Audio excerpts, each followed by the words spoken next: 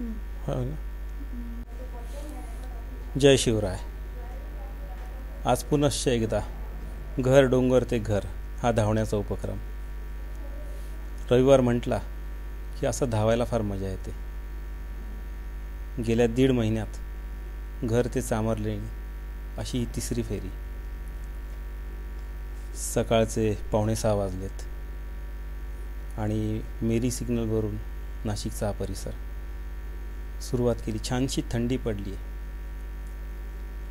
निर्जन राष्ट्रीय महामार्गाचा हा परिसर. हलकी परंतु सतत वर चढत जाणारी चढण.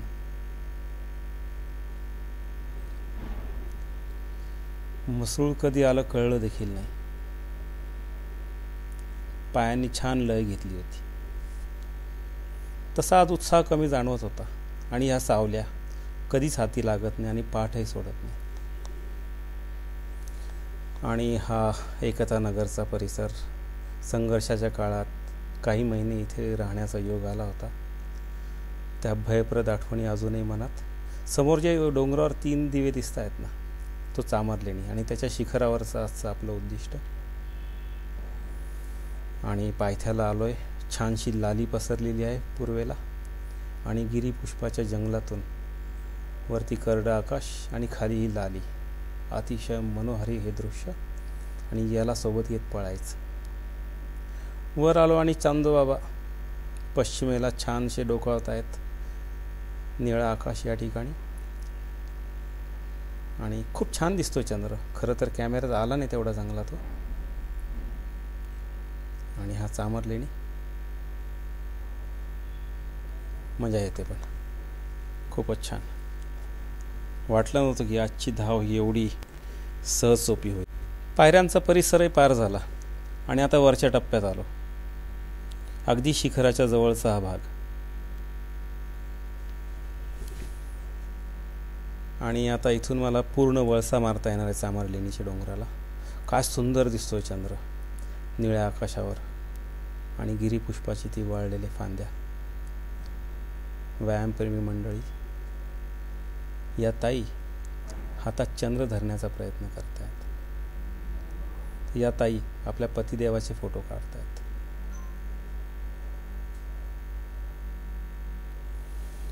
समोर सुळ्या, मायना, रामसेज, भराभर हे डोंगर बाजूला पडत आहेत, मागे पडत आहेत. 7 माळा डोंगरांग अस्पष्ट दिसते आणि आता थोडासा उताराही सुरू झाला आहे. मजा येते. मस्त वेग घेतला आहे पायांनी.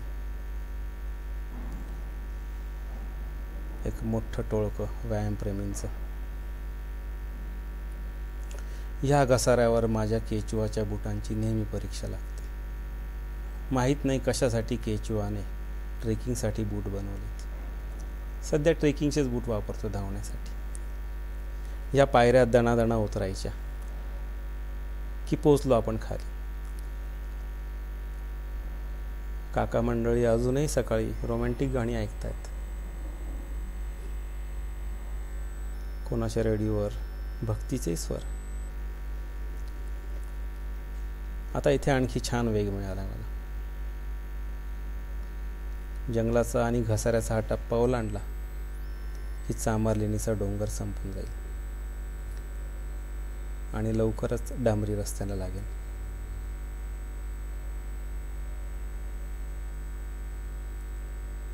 काहीच त्रास जाणवला नाही. खूपच सोपं होतंय.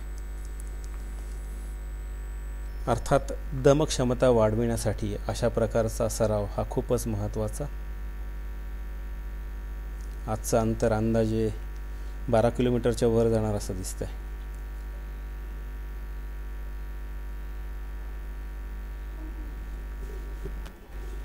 असा बेताचाच ठेवलाय.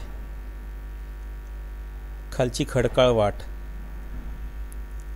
आणि अखेर जिथून सुरुवात केली तो मेरीचा महाराष्ट्र अभियांत्रिकी संशोधन केंद्राचा सिग्नल.